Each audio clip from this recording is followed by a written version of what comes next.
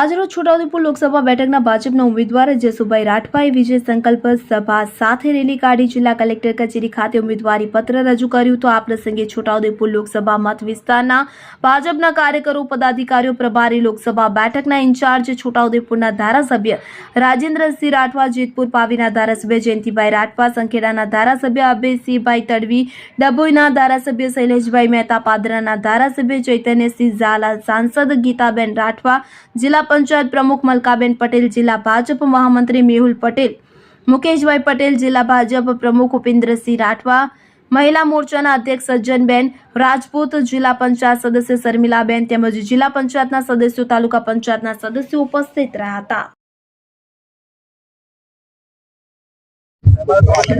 આજે છોટાઉદેપુર લોકસભાના તમામ કાર્યકર્તાઓની ઉપસ્થિતિમાં આજે અમે લોકો ઉમેદવારી પત્ર ભર્યું છે અને આજે મને પૂરેપૂરો વિશ્વાસ છે કે આ છોટાઉદેપુર લોકસભાનું કમળ અમે સૌ સાથે કાર્યકર્તાઓ મળી અને વડીલોના આશીર્વાદથી આદરણીય નરેન્દ્રભાઈ મોદી સાહેબના ચરણોમાં જંગી બહુમતીથી આપીશું. એ જગ્યા સર, પ્રદેશ સીઆર પાટીલ 5 લાખની મતોથી જીતવાની વાત કરે, છોટાઉદેપુર બેઠક કેટલા મતો છે? અમે 6 લાખની વાત.